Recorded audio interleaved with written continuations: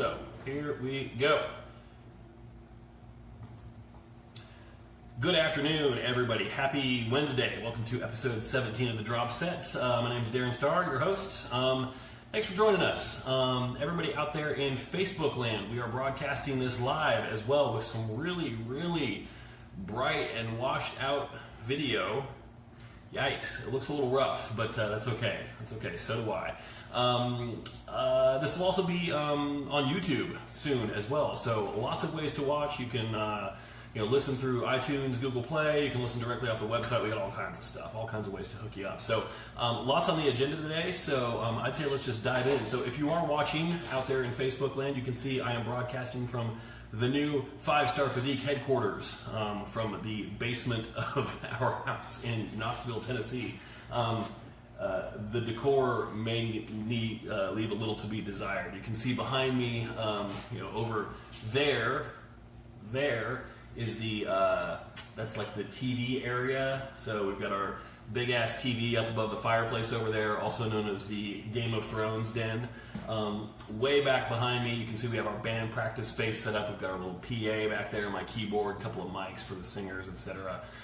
Shopping for a drum set to fill that out as well, just so we have some house drums, because one of our bands is searching for a drummer currently, and we thought, hey, you know what? It might entice somebody to come play drums with us if we had a house kit, so they didn't have to lug something around here every time it's time to practice. So, and then we've got the whole office set up here, and then back over there, we got a full bathroom, and then also a little wet bar, which is actually my supplement station. So, the wife is very happy that all of my potions, as she calls them, don't have to be in the kitchen. So anyway, this is it. So I need to work on a little bit of decor, maybe change the setup for next time. But nonetheless, here we are. So let's get down to it.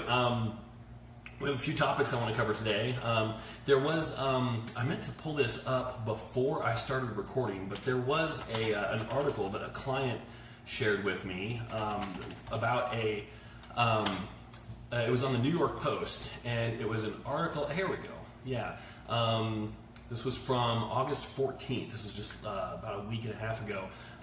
The subject is bodybuilder mom dies from too much protein before competition. So stop me if you've heard this before. You're a bodybuilder, you're going about your business, and everybody invariably says, you're doing too much, you're working too hard, you're doing this, you're doing that. Suddenly, everybody's a fucking professional when it comes to you following your plan. People that, may not go to the gym at all, never followed a diet, but what you're doing, it's just too hardcore. Basically, it's code for stop making me feel bad about the fact that I'm not doing what you're doing. And it's all on them. It has nothing to do with you. In this case, this was something that was a little bit different. So this woman who was 25, she had a disorder, urea cycle disorder, which makes it difficult for her body to break down protein. So it said it can lead to fatal levels of ammonia in the bloodstream, excessive fluid in the brain. So the cause of death was ruled as intake of bodybuilding supplements. So I guess if you consider food a bodybuilding supplement, that could be correct. And to be clear, I don't mean to make light of the situation at all, but what this does is it plays into the fears and the lack of understanding that a lot of people have when it comes to bodybuilding, what we do. And so I'm a little concerned about it in that sense. It's tragic, of course, because it doesn't look like, certainly I don't have her plan in front of me. It doesn't look like she was doing anything extreme or anything like that. It's just her body was, I think unbeknownst to her, not ready for it. So if anything, I would say this might be a good cautionary tale to, as they say, always check with your physician before starting a diet or exercise program. At the same time, this was a rare disorder. I have a hard time believing that a routine visit to the doctor would have discovered this. So I'm not sure if she was suffering from symptoms or anything like that may have contributed to, may have been a warning sign. Maybe she ignored those. I'm not sure. But nonetheless, it's sad, it's tragic, and it's really it's unfortunate because it does also feed into what a lot of people already think about bodybuilding, that it's too hardcore. If you follow a plan, you're just you're being reckless with your body just because you you want to, look a certain way, which, God forbid. And also, on that note, we can't really comment on that without also saying a word about Dallas McCarver, who passed away just within the last 36 hours or so, I believe. He was in prep for the Olympia, training for that. I watched a couple things on YouTube yesterday trying to break down what happened with this, and he was, I think he was in studio with Aaron Singerman actually, like the day beforehand. They were very tight, they were very close, and I watched Aaron's video on that, and it was, you could tell it hit him. It was unexpected. I mean, I don't really want to speculate. I will just relay what has been noted by other people, and that it seemed like it was choking related, food. So something very benign and mundane. I don't know if more information will be coming out about that. I actually haven't checked today. There may be more details, but really it's just it's a big loss for the bodybuilding community. Whenever we lose one of our own, somebody with his kind of potential, potential. I mean, he has succeeded at all but the absolute highest level, and he was heading there in just a few short weeks. So very sorry to see him go. I had the pleasure of watching him. He came to the gym where I was training once. I just saw him and his cadre of people come in.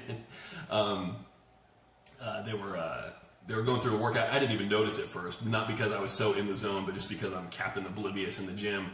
And a guy that I know, he comes up to me, he says, quote, and I will never forget it, "Is that Dallas fucking McCarver over there?" And I look, I'm like, oh, sure enough, yeah, it is. Okay, I'm no longer the biggest guy in the gym, not by a damn long shot. So that was, it was cool though. It was cool. So he will be missed, absolutely. Moving on, there's no way to transition gracefully from that to anything else, so we will just do it with as little grace as we possibly can. Last week's poll on the website, I was asking, how many days per week do you train legs? I gave a few options, 1, 2, 3 or more. I also wanted to add 0, but the poll thing from my website, if I give a poll option of 0, it assumes that means it's an empty answer, so they wouldn't let me put that up. In retrospect, I should have typed out ZERO. That probably would have worked, so I thought that would have been fun. Basically nobody said they trained legs once a week, which I think is interesting. So the votes were split between 2 and 3 or more. Twice a week got 71%, 3 or more actually got 29% of the vote. So kudos to you. I should have also been able to, should have broken that down and said, are you male or female? Because there are probably very few guys who train legs 3 days a week. So there will be later today a new poll up on the website. This time I am asking, since I've already written it, last week when I recorded this I didn't have it. I had to still come up with the topic, but this week it's already been written. So what I'm asking is, when I go into the gym, and your options are, have a plan, I wing it, or I go in there to meet with my trainer. So I'm just curious, how many of you actually walk in there with a set plan, that you know what you're doing, you've got the exercises, your set and rep schemes all figured out ahead of time. If you've got maybe some tempo already established that you want to follow during the workout, or if you go in there and you're like, oh, what am I going to do today? Well, I'm just going to go around to whatever equipment is open and use that. Or some people, they've kind of worn a path on the carpet in the gym where they're always following the same path for the same routine. So, and then if you go in to meet with a trainer or something like that. So, go to 5starphysique.com. That's star with 2 R's, 5 spelled out. And cast your vote there. Let your voice be heard. I haven't done a rant in a while. There was the podcast a couple weeks ago where I was basically the whole thing was a rant. I'm not counting that because a rant should be short. That was me ranting about how the NPC organizes and conducts their shows and how sucky it is for those competing, for those attending, and for those coaching. It is a shit show. It is awful. NPC, if you're out there, if you're watching, I'm looking straight into the camera here. Please do something about it. It is awful. I have a client competing in an OCB show this weekend, and they're doing. They've got much better structure in place where they have the calendar of events already posted. She's doing figures, so they're going to go on around 1:10 for judging, and then their finals presentation actually starts at 3. So she knows when she's going to be due on stage. And they say about 3. So anyway, I'm digressing. My rant for this week, I'm going to turn this one around. The subject of this week's rant is this guy. I recently joined a new gym in town, and the rant is about why I took so damn long to do it. Because from before this place was open, I was told that this was a bodybuilder's gym, for sure. The atmosphere was going to be different. The equipment was going to be, what bodybuilders want. They're not trying to get people to sign up based on how many pools they have or all their group fitness classes and stuff like that. So, they don't have saunas, etc. It's a bodybuilder's gym. So it's a gym. You go there to lift.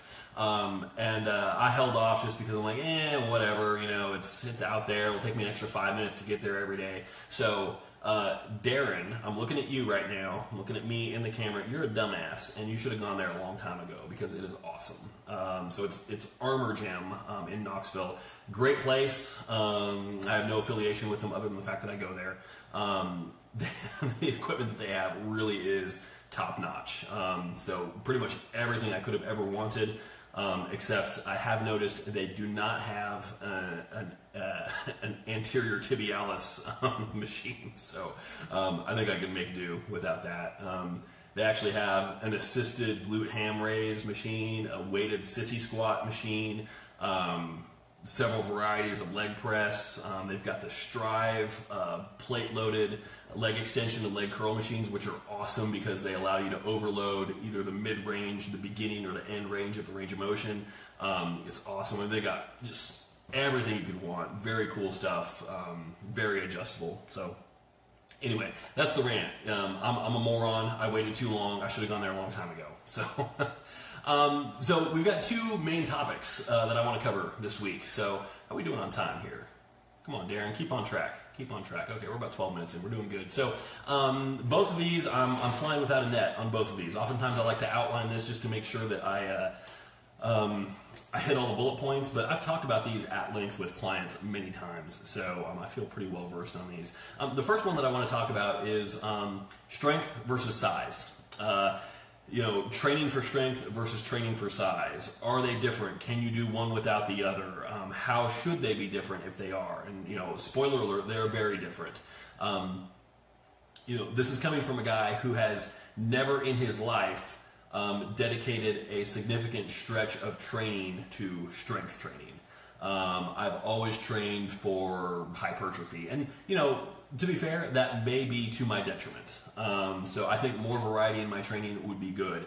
And I could benefit from hiring a coach that would get me out of my comfort zone and get me to do things that I don't necessarily want to do, but I need to do. So,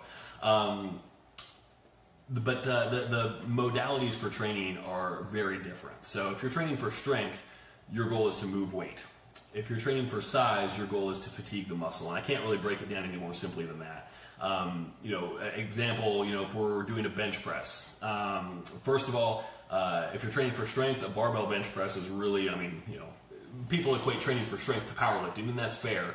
The barbell bench press is your powerlifting equivalent there. You could do a dumbbell press in a strength training program as well. Of course, you can do any exercise, but typically, I do program a lot of strength work for clients. We'll go through dedicated long stretches of, several months focusing on strength training in the off season for some people. Based on your physique, your individuality, it may or may be more or less appropriate. But if you're doing a barbell bench press as part of a strength program, your goal is to, progressively through an intelligently designed program, put up more and more weight through basically whatever means necessary.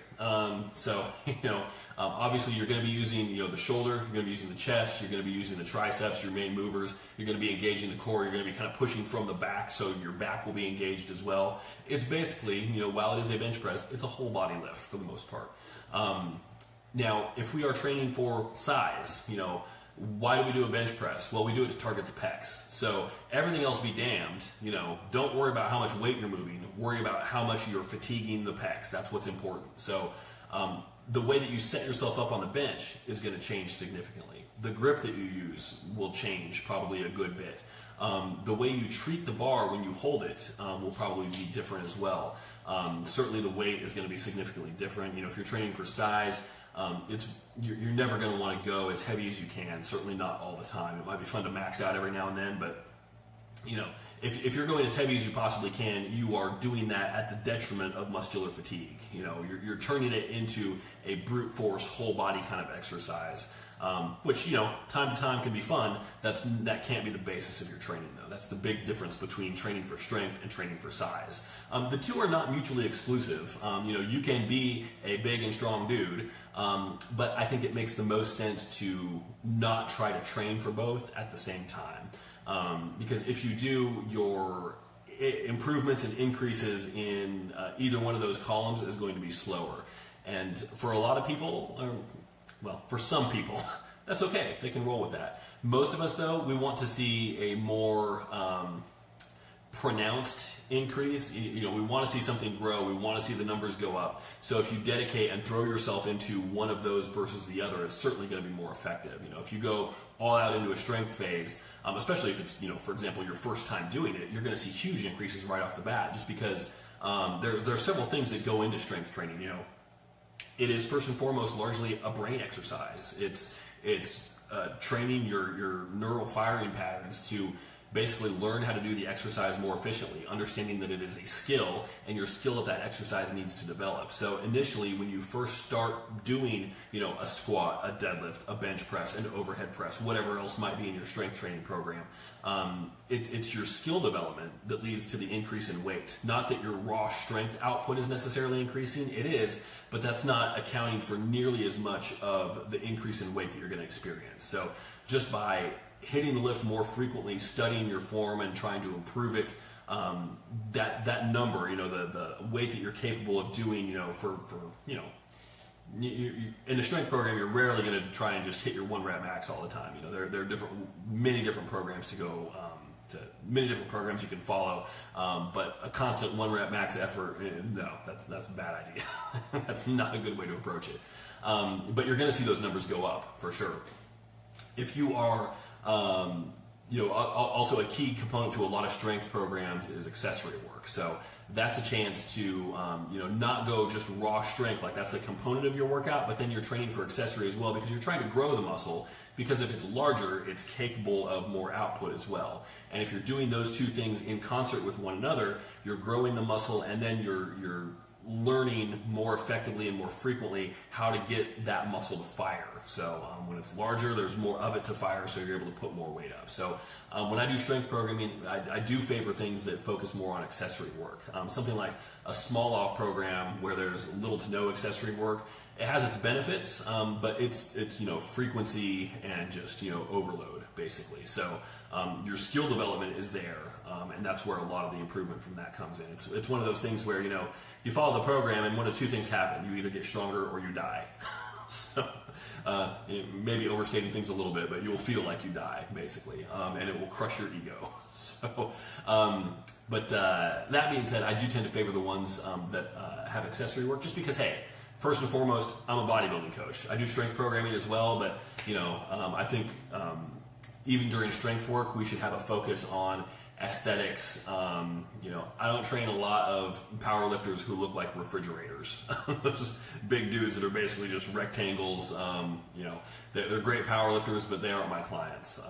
So nothing disparaging against them, but certainly it's not the kind of programming that I typically favor. Definitely when you are doing a strength phase, though, you do want to eat more. But hey, buddy, what you doing? Oh, he feels bad for interrupting the podcast. Sorry, dude. It's my dog. It's Taz. Come say hi to the camera. No, he's not going to do that. Oh, you can kind of see him there. Hey, buddy. He's a good boy. You distracted me, buddy. You've got to eat when you're on a strength program. I've worked with people who they'll state their goals, and it's kind of ambiguous, and part of the thing that I do when I first start working with somebody is really kind of flesh that out. Say, okay, what's really important? So you want to focus on strength, you want to focus on fat loss, and you want to work towards a competition as well. let's prioritize those things, because you can't do all of them at the same time. Doing a strength phase while you are doing a ton of cardio at a caloric deficit is going to be a really shitty strength phase. So pick your battles, learn how to phase things, understand that when you're in competition prep, getting ready for a show, you're probably going to experience a little bit of a strength dip. So it's not the time to focus on your numerical output necessarily. But once the show has come and gone, it can be a great way to, you kind of get past that post-show rebound a little bit. It can be a great way then to work into an off-season program where, you're trying to gain strength, you're trying to gain size, especially if it's something that you care about. And for me, it's not something that I've ever cared about. I don't care how much I can squat. I don't care how much I can deadlift. The weight is irrelevant to me. So that's one of the reasons I've never really been drawn to a strength program. It's just I don't care, and it's hard for me to invest myself in something that I don't care about. So, but similarly, sometimes I try to convince my clients that it's the best way to go. But again, if I get some pushback from them, like they don't care either, I can tell it's not going to be a program that really works for them. So. Because you've got to care in order for it to be effective. Now, that's strength. Training for size, I've talked about this before, so I'll be relatively brief.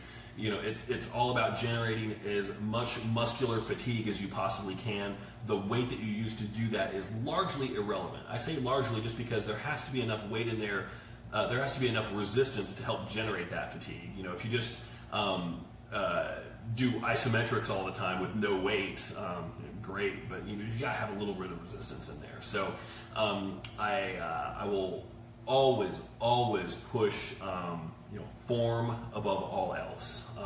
Now that's true for powerlifting and for strength training as well. But as I mentioned earlier, the form, if you're doing a bench press for strength versus a bench press for size, the form is going to look very different. But still, whichever camp you fall into, it needs to be precise, and that form needs to be placed above all else. So training for size, the form comes first, and then also the tempo becomes important. In powerlifting, you want to maintain a steady tempo, but the goal is not to do a slow lift. The goal is to be explosive, get that weight up, or push the weight down or whatever, get up from the hole, etc. So for bodybuilding though, maintaining more muscular tension is the goal. So take things nice and slow.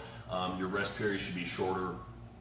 You don't need to take 3 or 4 minutes between sets. And if you say, like, that's ages, I've never done that, time yourself. Next time you're in the gym, see how close you get to that if you're not doing a strength phase. I think you might surprise yourself. If you don't really monitor your rest breaks and how long they are, I think you might be surprised how quickly 30 or 45 seconds can go by. Especially, God forbid, if you start talking to somebody, or even worse, if that creepy guy in the gym comes up and starts talking to you, then suddenly 15 seconds will probably feel like 5 minutes. But training for size, it's about tempo, it's about muscular fatigue, it's about quality of contraction. The goals on a repetition for strength and a repetition for size, a set for each one, a workout for each one, are very different. I always tell people who may be accustomed to training for size, for hypertrophy, when we transition into a strength program, I always have to tell them the goals here are going to be very different. Our determining factors for figuring out if we were successful in a session or not is going to be very different. It's not about crippling your body and leaving leg day in a wheelchair or anything like that. That's not what we want. You're going to be tired, you're going to be fatigued, but our main success is we went into this strength training workout with specific numerical goals. Did we hit them or not? That's what it comes down to. So it's very different from bodybuilding. But a lot of people will approach bodybuilding or training for size very much from a powerlifting mentality. Like, it's all about how much weight you're able to lift. And I will admit there is a certain appeal to that just because of the way that our brains are constructed. It's easier to break that kind of stuff down. And I will tell people all the time, you can't rely on those quantifiable things so much. You've got to kind of go by feel. You need to track certain variables, and I've talked about that at length before with workout logging. I've written blog posts about that as well. You need to track certain variables, but ultimately, you're doing that to develop kind of a baseline for performance. But then beyond that, you just kind of need to go by feel and not be afraid to push yourself well outside your comfort zone. So hopefully that clarifies. I had a client who just started a strength training program, and he commented on how it was different, and he was researching some stuff, and he found some information that he thought was questionable in I think it was a mensfitness.com article. So I always feel good, like I'm kind of doing my job when a client will go and research something, and then their BS detector will go off and they'll send it to me and they're like, am I right here? And I'm like, yes, awesome, I like that. So it's great. They also said, one of the things that they said, and this is an interesting note for deadlifting, to build up your deadlift, was stand on some plates.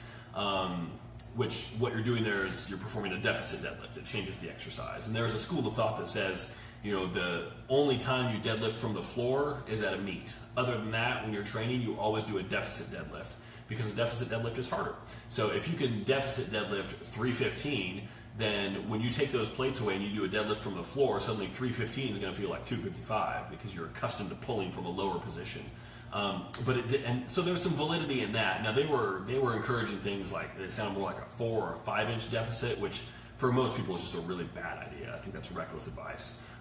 You can certainly, I would never give advice like that as a blanket statement. Like, this is what you should do. You've got to look at somebody's mechanics and see what's appropriate. Typically, like a 2 inch deficit is great.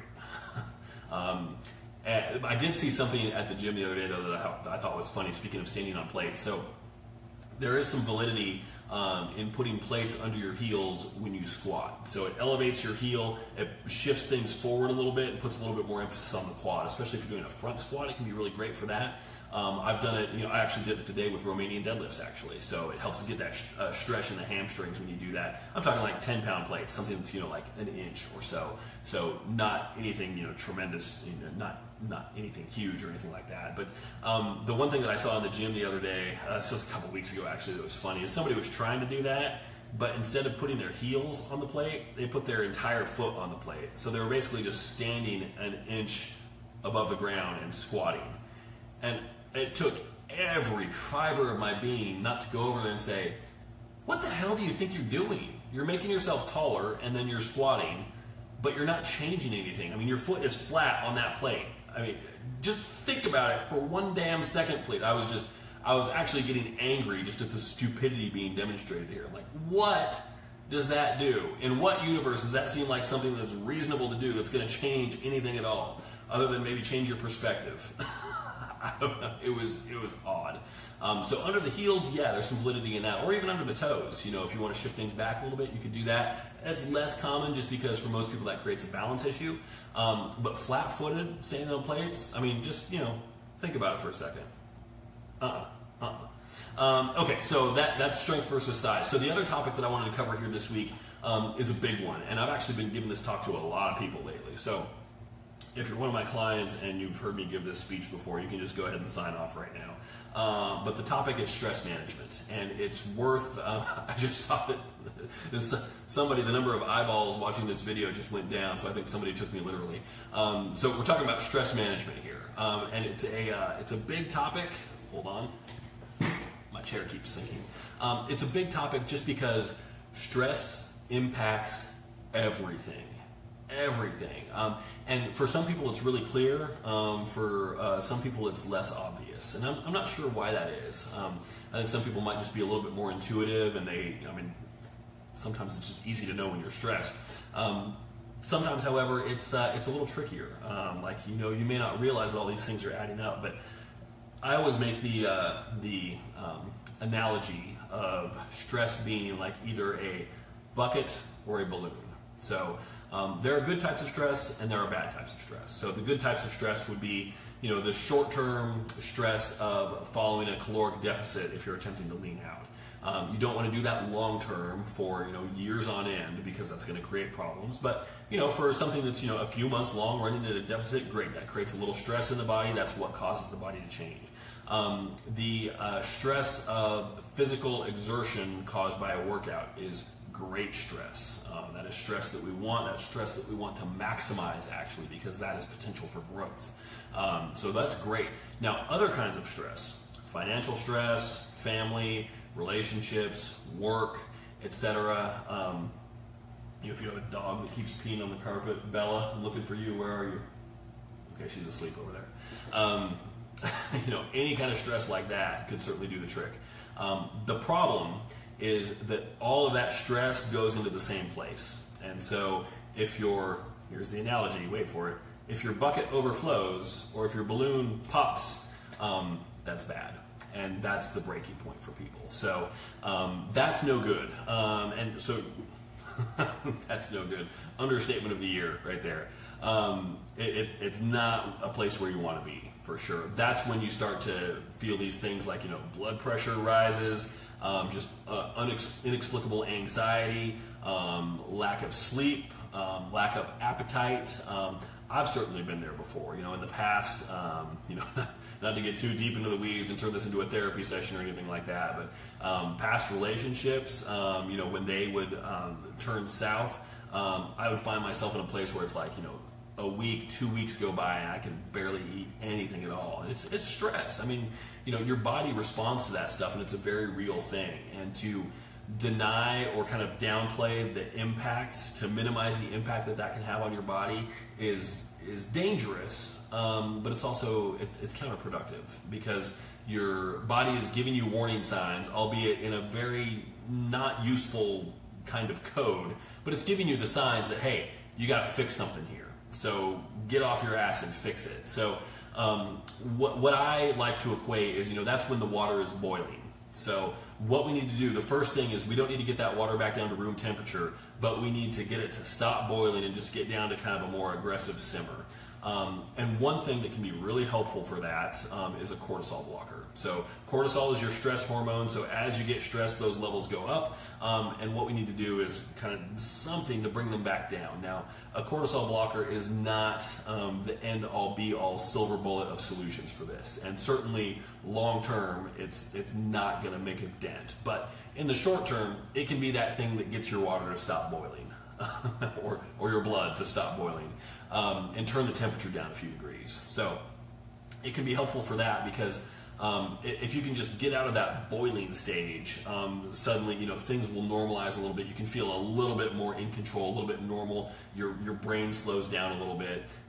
It's just a little bit of a boost. Sometimes people just need a little bit of a push to get moving on that, and a cortisol blocker is something that can really help with that. So I think pretty much any commercial product that you find for that over the counter is going to have the same basic ingredients. So pick that up, follow as directed. Now, ultimately, though, what it comes down to is you've got to identify what the stress factors are and then deal with them at the source. So this is the part of the job where, becoming a coach also becomes a little bit of a therapist, because this has a huge impact on people's not only ability to follow a diet, but their ability to be focused in their training, their ability to wake up rested and go hit their cardio in the morning. But it can also affect how all of those things impact your body. I mean, if you're able to still hit all the nuts and bolts and check all the boxes and do all the stuff that you need to do, if your stress levels are higher and that cortisol is spiked, it's all going to have less of an impact. So being able to mitigate things a little bit and then manage the sources of the problem is going to help. So it's all about compartmentalization. So there's a few things to talk about here. Let's say you're in a place where, and this is very common, where you can still do the stuff. You go to the gym, but you feel like you're going through the motions because you're kind of distracted, or whatever it is. It's like, oh man, I have here. Hold on, I didn't plan on turning this into a. I didn't plan on turning this into a prop affair, but nonetheless, a couple months ago, I got a letter from the IRS. So talk about stress factors right there. And it's a thick envelope, like it's several pages, and there's like a return envelope, so they're awaiting a response. So before I even read it, I'm like ready to like dry heave and throw up. And it basically says, hey, Darren Starr, so we got your 2015 tax returns, we're looking at that, and we think there's an error in here, and we think you actually made more money than you reported. And initially I'm thinking, oh shit. I thought I was accurate with everything, and I looked through the records and everything, and sure enough, when I was putting in the information on my 1099s, I don't remember if I transposed a couple numbers or where the number that I got was off, but it was off. I had underreported, and it was accidental.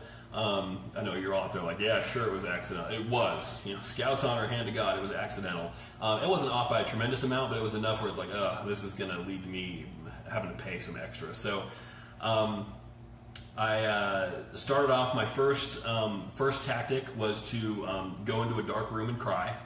and then and then I decided that I was going to just eat everything I could possibly find. But I stopped myself before then because I've been down this road before.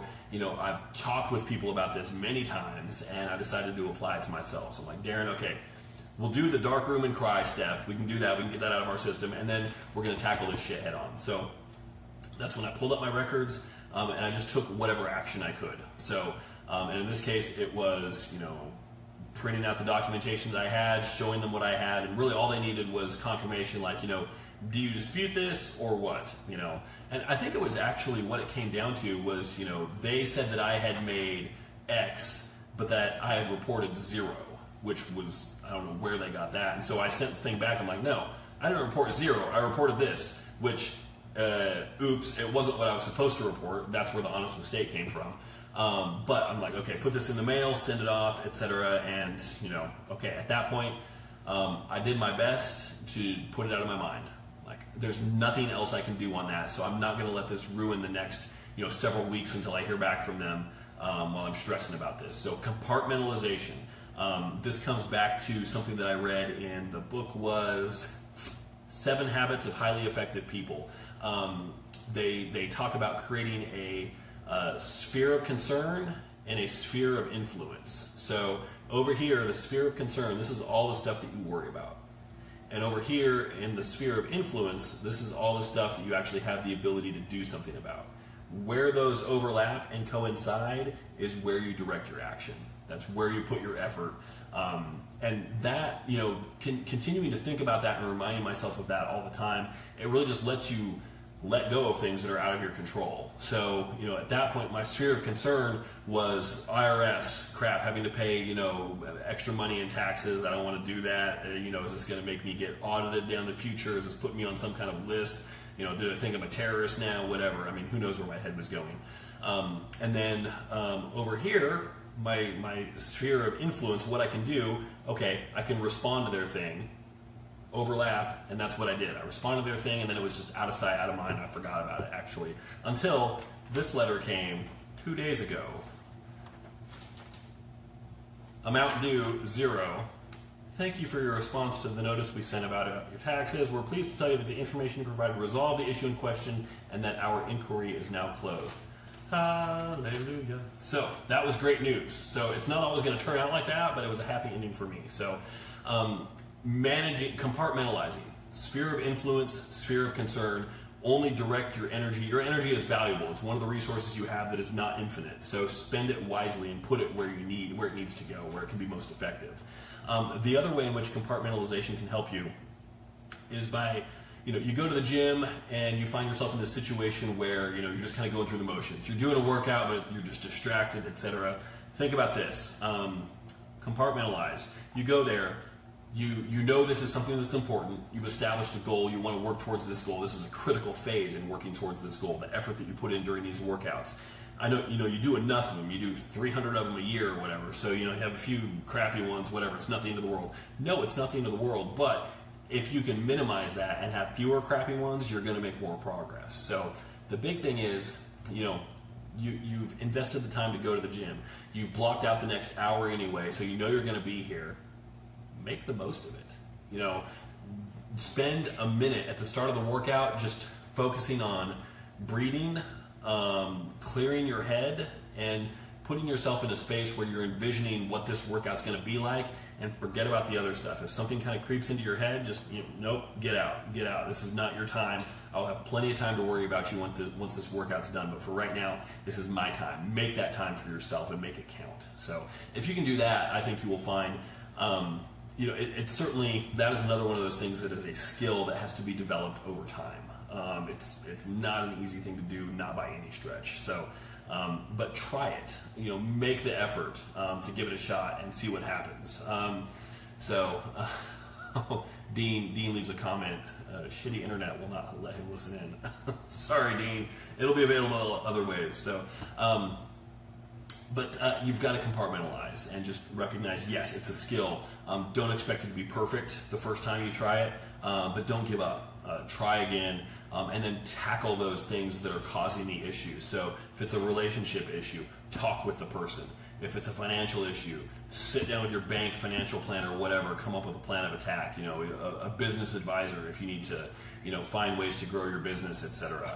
You know, there's always a path forward on this stuff. And what you need to do is get those cortisol levels down to a point where you can think rationally about it and come up with a reasonable plan of attack. If you can do that, you're going to be in a good space. And if there's one thing I've learned about people, it's that you know, never underestimate what somebody is capable of when their back's against the wall. And when your stress levels are high, it's because your back is against the wall for some reason. So I think more often than not, people are ready to rise to that challenge, but it can just take them a little while. So hopefully hearing some of this stuff can help you reduce your response time, recognize when you're in one of those, you know, quote unquote crisis situations, and learn to act a little bit quicker. I think it'd be tremendously helpful. So that's pretty much my my diatribe on the topic. So we covered a lot today, a lot of ground. So you know, if you have questions on anything, if there's topics that you'd like to hear me cover in the future, please fire away. So lots of ways you can get in touch with me now. So let's go over everything here. Website, 5starphysique.com. Email me directly, Darren at 5starfitness. I'm on Facebook, facebook.com/5starphysique, where you may be able to watch the video of this live stream as well. My YouTube channel is rising from the ashes also. I don't know what it is, but if you... How pathetic is that? If you search for me on YouTube, you might find me. I don't know. I'll probably post a link to it sometime soon. And what else? Instagram.com at 5starfit there. So reach out. Let me know what's on your mind. Go to the website 5starphysique.com. Vote in the poll that I posted up there. Let's make it happen. So I will leave you to have the best week ever up ahead. Thanks for watching or listening in. And until next week, au revoir. All right, and we're done, just like that. Thank you everybody for watching. Appreciate it, and have an awesome day. Thanks.